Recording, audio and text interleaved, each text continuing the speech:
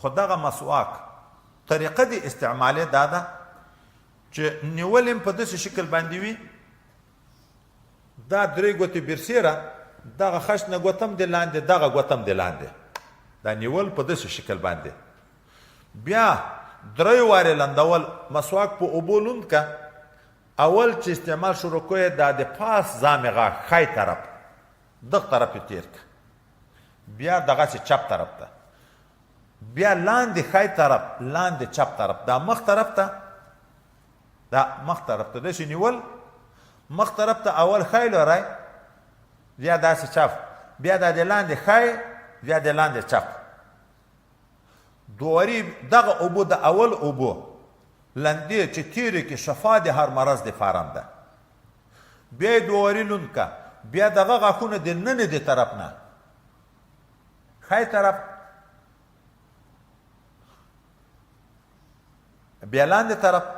درېواري بیا لوند که بیا یې د ژبې په بیخ کې که د هلته تالو طرف ته مخ طرف ته یې راکش کوه دغه کې چې هلته ستوني ته نږدې راکش کېږي دا د ژبې ګن من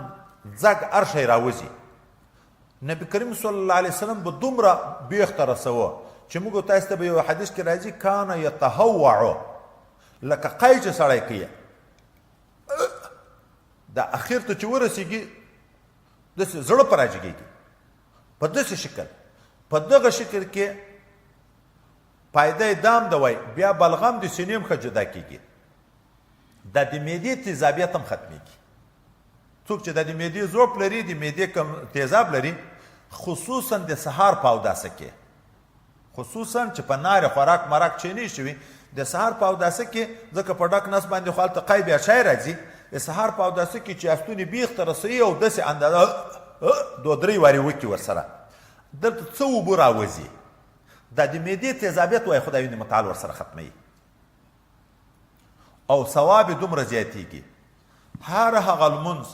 چې په داسې اوداسه شوي د جمعې په مسله کې موږ تاسو ته راځي هغه جمعه چې په داسې اوداسه ادا شوي وي چې په کوم اوداسه کې مسواک استعمال شوی وي تر اویاو هغه جمعو د هغه ثواب زیات دی چې په داسې اوداسو شوي چې مسواک کې پاتې وي ګورې مسواک سنت ته دا یو سنت چې ژوندی شو یو سنت پاتې شو دومره فرق شو چې یو په اویا شوه خبره چې مسواک کې استعمال کې په اوداسه کې هغه لمونځ د هغه لمونځو په نسبت چې اویا لمونځونه شوي خو بیا داسې اوداسو شوي چې مسواک نه د پکې استعمال کړی ثواب د دغه یو لمانځه د هغه اویا لمونځونه زیات شي هر سنت چې ژوندی کېږي وایي ثواب داسې زیاتېږي دا د پټکي په باب کې بیا موږ تاسو ته مسله را روانه ده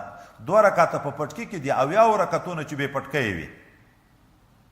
دا مسله به هلته بیا انشاءالله ذکر کوو خو دا مسواک خو اتفاقي ده په دغه کې اختلاف شی نشته خو دا ځای افسوس ده که نه چې موږ عام خلک مسلمانان د علماو سره تعلق مدرسو کې جماعتو کې ملایانو ته سبقو کې کېناستان چې موږ بار بار وي د جمعې پر اعظم چې ما اعلان وکړو څوک نه کینی او داس مو تر سپینې ګیرې خالي وي د مسواک نه اکثره مسلمانان مسواک نه استعمالوي دا ټولې پیدې طبي او شرعي دواړه د لاس نه ووتې د ذوالقدم په وخت کې هغه اسانتیا د روح د الله رضا چې په مرتبه کېږي حتی د روژې مسله را روانه ده په روژه کې مسواک استعمالول بعضې ائمه خو وایي چې په روژه کې خلوف د فم د صایم اطیب عند الله من المسک ده مسواک به نه استعمالوي خو هلته به موږ ذکر کوو د موږ مذهب دا ده ټوله ورځ که سهار طرفي که ماسپښین طرفي مسواک استعمالوی شي خلوف د خولې ځګ ته نه وایي چې په مسواک لرې کېږي خلوف د معدې ګیس ته وایي هغه د لوږې نه چې کومه هوا د معدې نه راپورته کېږي هغه الله باندې تر مشکو نه خوشبویه لګېږي په روژه کې هم لیا او صرف خبره دا ده چې روژه کې تیرول د اوبو نشته تیرول د اوبو نشته نور مسواک په روژه کې هم لیا ویلی شي خو بغیر د روژې نه خو هېڅ مشکل نشته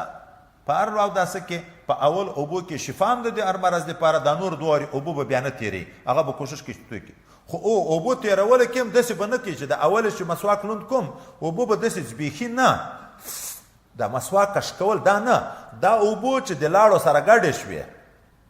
مسواک استعمال کو ګډې شوې هغه اوبو چې تیرې کړي داسې به وایي نه کش کوي چې هغه مسواک لوند کو بیا یې په خوله را کش کوي تر استعمال به کې چې هغه اوبو د غاښو خیره دا شان سره ګډ شو دغه چې تیر کې سبب د شفا د اویاو مرضو دپاره ګرځي. صحابه دومره اهتمام کوه چې دا فضایل یې واورېده چې نبی علیه السلام ویلي که ډار نه وای ما به وجوبي حکم کړی چې هر لمانځه ته چې جګېږئ نو مسواک